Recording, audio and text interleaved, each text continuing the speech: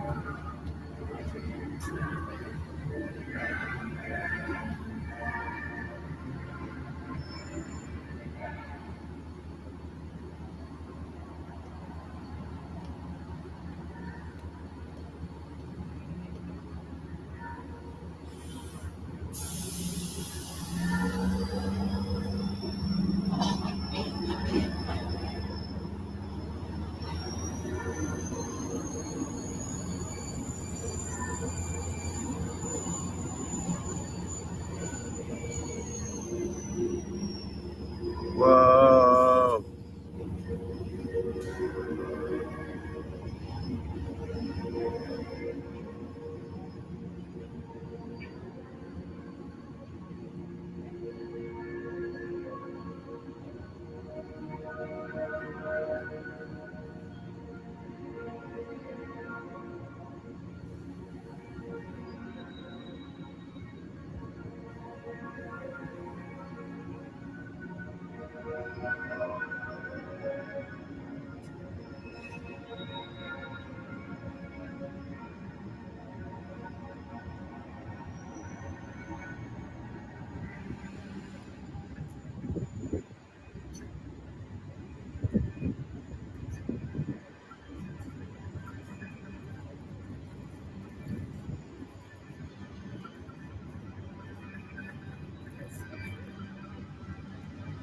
Whoa.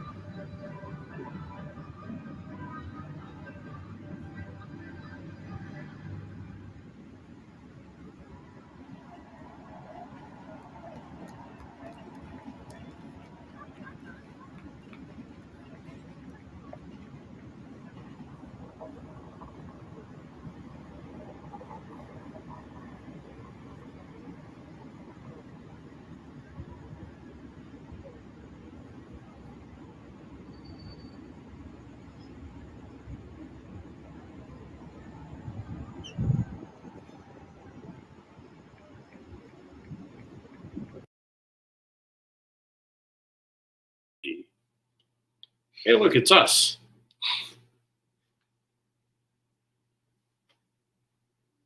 So we're not going There to you talk go. about Saturday Hall H quite yet. It's because it's still technically Friday, but we are going to talk a little bit about what we've seen so far at San Diego Comic Con.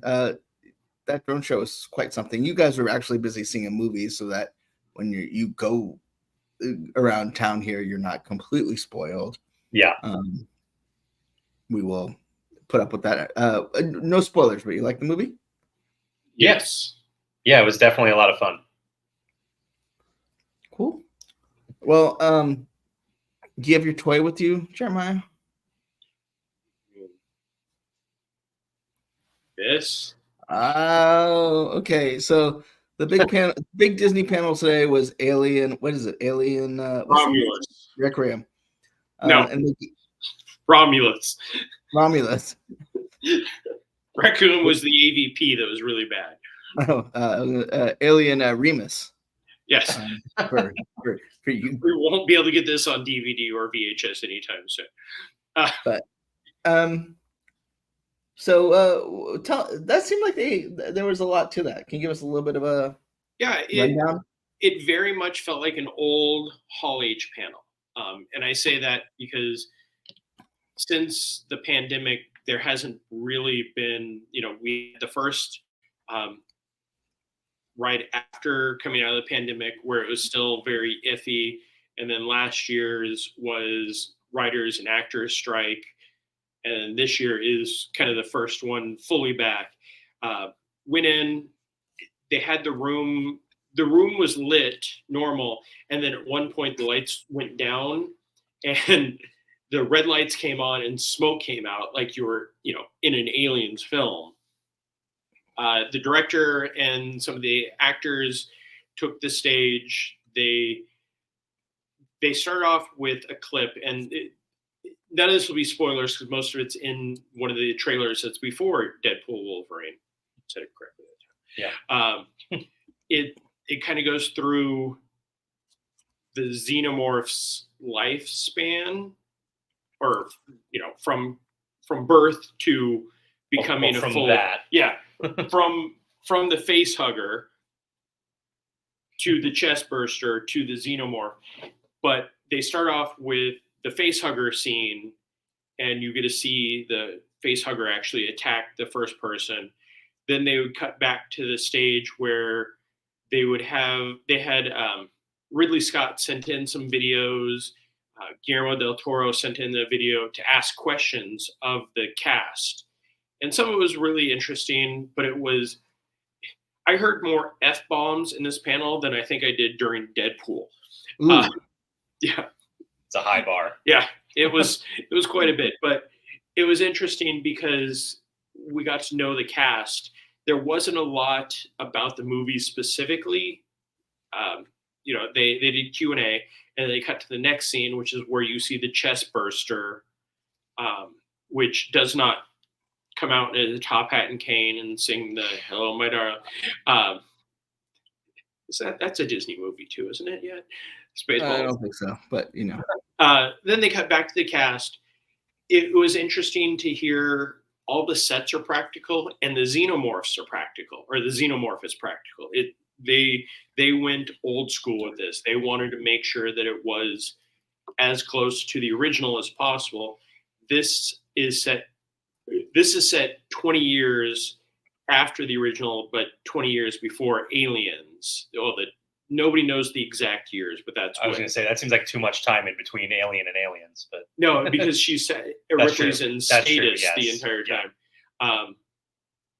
and that helped the cast a lot, being able to interact with the practical sets and have the xenomorph there. So they go through that. They do some more questions.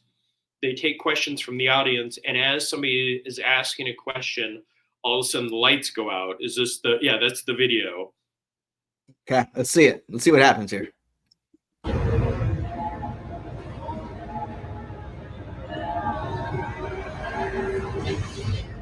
They have remote control face huggers running around the stage area.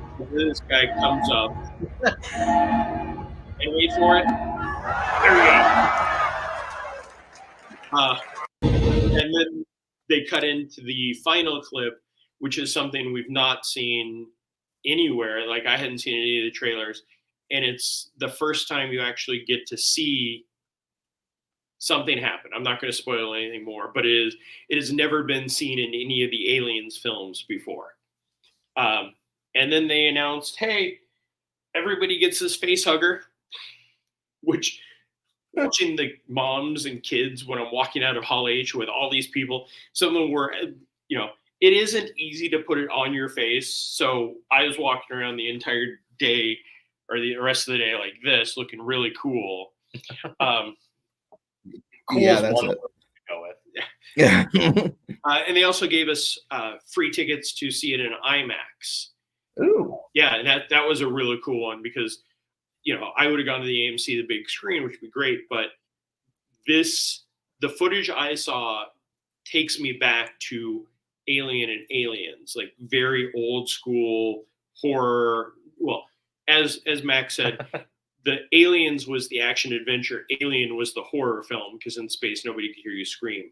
And there was enough of the suspense that lends it more to the horror. Yes, there are pulse rifles. Yes, there's going to be shooting and explosions, but it did harken back to the original films much more than the Prometheus or any of the later stuff that was all CG. What about Editor versus Predator? So one of the questions that was asked by the audience was, hey, can you guys rank from best to worst the Alien franchise? And the director, They're like, worst Alien Romulus. No, this sequel to Prometheus would have been my worst. But he ranked, instead of ranking them all, he said best is the original Alien, and as he put it, not the best was Alien versus Predator Requiem, which is the third one, which you could put a pulse rifle to my head and I wouldn't be able to tell you what happened in that one, other than at some point an alien fought a predator. Safe bet. Yeah. But yeah, Yeah. they seem very excited. One of the most interesting things, one of the female leads was also in Madam Web. Somebody walked up and asked a question of like, how is it from going to Madam Web to Alien Romulus? And like you could tell the only people who had seen Madam Web let out this huge giggle, and she played it so perfect. Like, it was a different take, and this really caught me into it. I was like, and this one I took seriously. Yeah, you're going to get a paycheck from this one. You're not going to have to pay back money off your fees. Okay, what else do we get? Oh, we got Doctor Who. So I attended the Doctor Who panel along with Alex, our resident Doctor Who expert. Luke was a great assist to Whovian. Yes. Yo, daughter, yo. Thank you. But we did get some news. So we know season 2 is coming, but there's also a spin-off, and featuring, it's called The War Between the Land and the Sea. So it's basically a Doctor Who adventure if the Doctor is busy doing something else. So it's led by Russell Tovey, who you may know from Feud and American Horror Story, NYC. Gugu Mbatha Raw from Loki. She played Rinsler, I believe. And returning from Doctor Who is Alexander Devrient and Gemma Redgrave, reprising their roles from the Whoniverse. So that will be coming once again to Disney Plus, as well as BBC if you live in the United Kingdom. But everywhere else in the world, it will be on Disney Plus. So, but the cast was here. They did, speaking of special effects in Hall H, Ruby Sunday, who is the Doctor's current companion, is kind of known whenever she would show up, it would start snowing. So they did the effect, and you could hear the blower of the snow before you see the snow. Yeah. And so I was just like, Oh, okay. I see what you're doing here. And I was like, it's not coming. Was she actually there? Yeah. It's so funny that she only did this one season, and I know it didn't seem like she was out, but she's done more press, I think, post her season than anything Well, else. she is in the second, as was discussed today. She is in the second season. Oh, Another companion is joining the adventure, but she is plays a major role, and she'll be joined in her adventure with the guy who played Prince Eric in the live action adaptation of The Little Mermaid. So wait, I know that there was rumors that she was leaving the show or something. She was just only one season. That is not true. Apparently, according to Hall H. So, and then the other show that that Disney branded television show that was in Hall H. This was actually the day before. The other day. This was the other day being Thursday. Is that it was Percy Jackson, and we learned that Daniel Deemer is joining as Tyson, and as you can see here, Daniel Deemer is about 500 feet tall. He's sitting next to Walker Scobell, who plays obviously Percy Jackson, who also grew since they filmed the first season of Percy Jackson. But they haven't started filming yet. I think they start filming next week. So, but he will be joining the show, which is, as this email I have says, we'll start filming second season next week in Vancouver. So I know Percy Jackson's also doing a presentation at G23. So we should have more there. But I just want to I feel bad for Daniel because he plays a Cyclops, so one of those eyes is going to have to go. But Chris Hemsworth did it. It's fine. Yeah. Like for like a minute. No, I mean the surgery to get that one eye right there. I fear it's not. Yeah, that's got to be like LASIK on steroids. And then Mac, what did you have? You been doing some comic stuff? Yeah, I don't remember. It's all a blur. It's been like 4 days at least. No, yesterday we got some fun looks at the new Marvel Rivals game, which was really cool. And the most exciting piece of news that I have gotten this entire con so far has been that Jeff the Land Shark will be a playable character in that game. So I don't need anything else out of this San Diego Comic-Con. This is it. This is all I need. But they revealed the voice cast of Marvel Rivals, which is really impressive. A lot of really familiar names if you play Marvel video games at all, or even just video games, because Nolan North, voice of Nathan Drake from Uncharted, is one of them as well. So a lot of really cool stuff, and you can check out a whole write-up of all the Marvel Rivals stuff we learned. That's Jeff Pinn. Yep. If you renew they have a special here. If you renew your Marvel Unlimited subscription for $30, you get this pin, you get this pin, you get this figure. Oh, was that a Scotty Young pin? That second pin? This pin, it's a Moon Knight Scotty Young, I think. Yeah, that's what it looks like. That's awesome. And Jeff the Land Shark lanyard. Oh, sorry, we have Jeff to leave right now. Nice. Mac needs to renew his. $30 ain't a bad price for it. So, if you happen to be in San Diego at Comic-Con and you want to renew your Marvel Unlimited. Yeah. Before I forget all of the panels, as I have them in my head right now, Abrams Books also has a lot of really cool stuff coming. I haven't checked in a little while. You should be able to pre-order the art of X-Men 97. Why do you say you should be able to? It wasn't there yesterday, but it hopefully it's up there now. But you should be able to pre-order it soon, if not. So they did the art of X-Men the Animated Series, which was really popular and is still currently sold out. So they have the art of X-Men 97 coming as well. And then today, I got a look at the Hasbro Marvel Legends products that they have coming up. And Benji, you will be happy to know that there is not one, but 2 Marvel Dogs figures coming. We got a 2-pack of Lockjaw and Crystal from the Inhumans. And then the other one would be one that I know you love personally, Bats, Doctor Strange Ghost Dog companion. It comes in a 2-pack of comic-inspired Wong and Doctor Strange, along with Bats as sort of an accessory, which is a nice little add-on there. No dog pool? No dog pool as far as Hasbro is concerned, but we can talk more about dog pool. They also revealed a lot of Deadpool and Wolverine figures. There is actually, that is, wait, oh no, that's right. It's not dog pool, but there's a Logan figure that comes with Headpool, another obscure variation of Deadpool. So those are there. There's no... Not as obscure as he was 48 hours ago. Yes.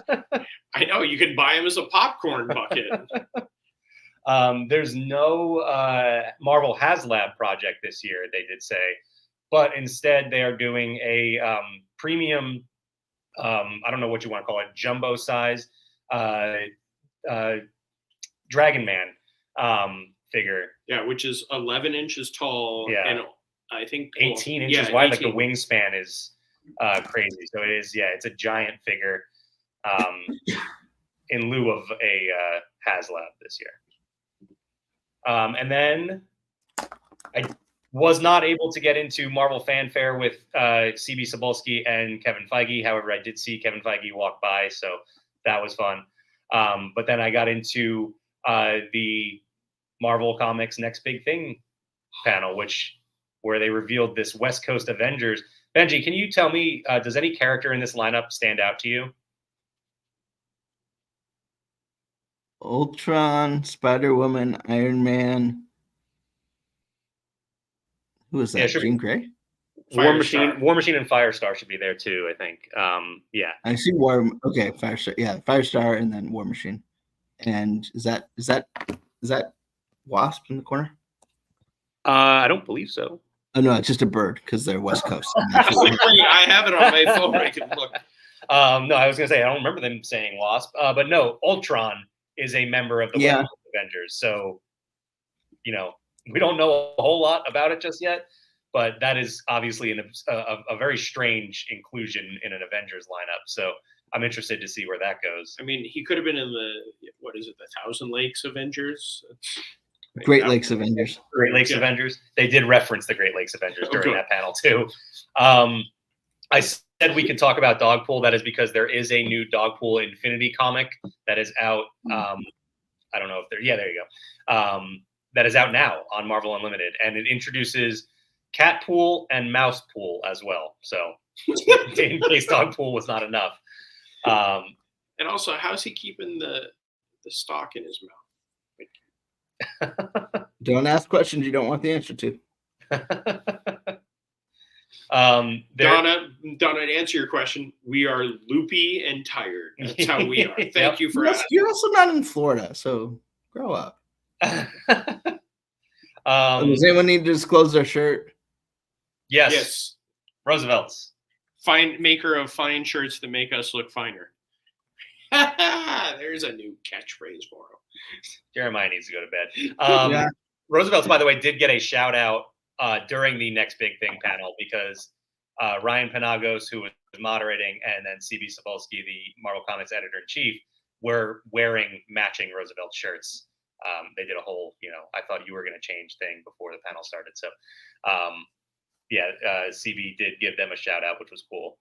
I'm trying to find the name. There's another Infinity comic coming, and I am stalling as I scroll for the name of it. Beastly Buddies. That is what it is called, and it is following. It's kind of a spin-off of the Werewolf by Night Disney Plus. Oh wow! Special feature. It is a Werewolf by Night and Man-Thing adventure. Looks like a lot of fun too. So the Infinity comics they're not going to be those big grand storylines that you love from Marvel Comics, but they're so much fun, and you can if you pick up a series and it's like, oh, it's 15 issues, you can get through that very quickly. So I recommend checking them out. There's a lot of really good ones, including It's Jeff, another Jeff the Land Shark. Why is he Mrs. Nesbitt though? Gotta get Marvel Unlimited to find out. $30 to renew. Yeah, so this is coming out of the Blood Hunt story arc that's going on right now. You're going to have the 8 Deaths of Spider-Man, and that is a new spider suit that was revealed today, which was really cool. Which is a classic play on the Mysterio cover, like the old school I one. can see that. It looks. They showed a little bit of like I don't want to say concept art, but like a mock-up of the suit that looks a little bit different. It's like they showed you a mock-up of the suit. Sweet. Yeah, an actual physical suit. Do you have? That's also West Coast Avengers, just a variant. They had a little teaser image for it. Do you happen to have the TVA cover, Benji? Yes, that was just a different email for some reason. Yeah, that was actually revealed in the Marvel Fanfare panel before the Next Big Thing panel, so that's why. But yeah, this is a straight up like coming out of Loki season 2. Oh wow, Miss Minutes. Just following, Miss Minutes, and I'm blanking on his name now. There's another like Miss Minutes equivalent, like Mr. Minutes. Is Paradox in Is this? that they did Dr. Minutes? What's going on? It was something with seconds, I believe. Okay. But Because it looks like if Miss Minutes and the Monopoly Man got busy on the corner.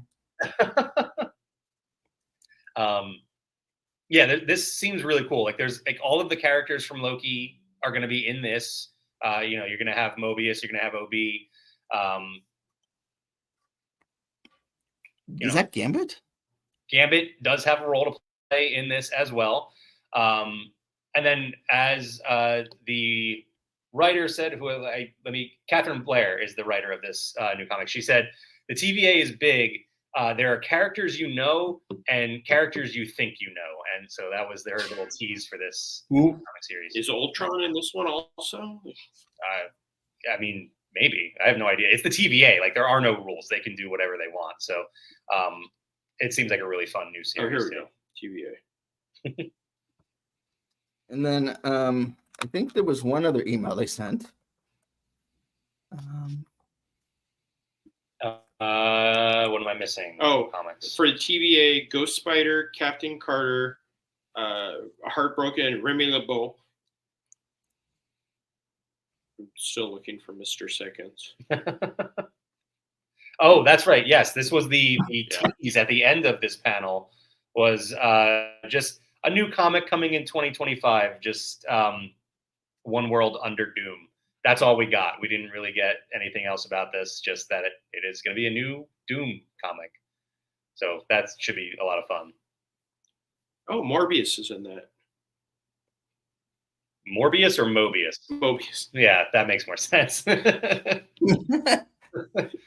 Some great music's coming out of that. I see the Thing. I see Loki. I see Captain America. I see the Hulk. I see Black Panther, Spider-Man, Wolverine, Cyclops. Is it Spider-Woman right in the middle too? I don't know. There's a lot of. I can't tell if that's like Spider-Woman or Silk or something. It also looks like it could be Miss Marvel. I don't know. But yeah, this should be fun. And again, all they said was coming in 2025. We're not sure exactly when we'll be getting One World Under Doom. One world. Now this wasn't this was revealed, I would say, at a retailer breakfast, but we also got a look at the new Deadpool comic. Oh, okay. Is that yeah? There's a Spider Deadpool. I did see this email come through, and I keep we get these emails as I'm in all of the Marvel Comics panels. I'm like, where is this stuff getting announced? So yeah, the new Deadpool comic fittingly revealed today because we know that Wade Wilson's dying in Deadpool 6, so his daughter Ellie Kamako is taking over in Deadpool number 7. So if you're a female superhero, you have to have that awkward hood on your costume now. Is that the cool thing? Does look pretty cool though. And then her sister here, her half sister, the doggy Deadpool. What's her name? Princess. That's right, Princess. Princess Donkey. Her half sister. And getting trained by Taskmaster. So that's pretty cool. But tomorrow is the real big day. There's all my email in case you're wondering. What's going on tomorrow? Marvel Studio. Well, I don't know. Didn't you see the end of the drone show? That's what we're talking about, right? What's that? UFC 304. That's the big thing tomorrow. Sure. I don't know. Simone Biles is probably jumping around in Paris. That's a big deal. I know. I want to try to see the highlights of the opening ceremony now. Yeah, well, yeah, I know. It's like, come on, Comic-Con. But I got my wristband for tomorrow. Nice. So I had to suffer through a lot of bad J-pop that was being performed at the outdoor amphitheater next door. Not only did I get to enjoy the concert, I got to enjoy about 2 hours of rehearsal of the concert. So this wristband was well earned. I will say, walking out there for the few moments, you guys deserve medals for sitting through that, because that drove me away as quickly as possible. I feel like it was part of like Comic-Con's plan. Weed out the weak ones. But anyway, we got 4 minutes before we have to wrap up, just because we legally cannot go into another day. But obviously, go to Laughing Place. We had a lot of Star Wars coverage too from Mike, because today is technically Star Wars Day, but the big Star Wars panel was yesterday with the publishing. Then I'm sure he wrote a lot of articles about it that I didn't get a chance to read. I also visited the 3 Disney activations that from television. So the Ava Fest, which is promoting Abbott Elementary. Hulu's was about Hulu Animayhem, their sort of adult animation brand, and then the FX sort of vomiting on the lawn of all the different shows. I've heard interesting things about the FX activation, and people have no clue because they don't know the shows, what they're actually doing or why they're doing it. I saw there was a What We Do in the Shadows thing there too. So that's it's just a doll, so you can see the doll. Well, I mean, that's still fun. But you get to design an umbrella or something. Yeah. My umbrella's in your room, so I'll get it and you can show it off. But tomorrow, what do we got? We've got Mike is covering all the animation stuff happening in Barn 20. So Futurama, Simpsons, American Dad, Family Guy. Alex will be taking all the ABC shows in Indigo Ballroom, including Abbott Elementary, The Rookie, and Tracker. Dishes freaks out. And then you, Mac, have X-Men from the Ashes now that Krakoa is done. Yeah, which we definitely don't know anything about just yet. We also got an Alien Rogue Incursion VR game, which if there's one franchise I never want to play VR, it's Alien. That's fair. And the big Marvel Studios thing. So we'll be back tomorrow night because we'll have a lot to talk about, I hope. Because if we did this after the last Comic-Con, we would have a lot to talk about that didn't actually end up happening yet. So, but we will see what Kevin has up his sleeve tomorrow. He usually doesn't disappoint at these things. Sure. So, and there'll always be some major surprise at the last second that we can't hear because everybody else is cheering so loudly. What was that? And you get one of those like ear. What do they call those things? Those things you put in the ear. That's like. Oh yeah, the big horn. From like Carousel Progress. Yeah. Okay, we're almost at the next day time. Yep. Anyway, thanks so much for joining us. We'll be back tomorrow night earlier, hopefully, unless there's some weird surprise that. Yeah, who knows? We don't want to deal with. And don't forget, we're going to be live a lot lately because we got Disney Destiny next week, and then the week after that we got a little thing called D23. So get some sleep, and we will see you all a little later. Bye, everybody.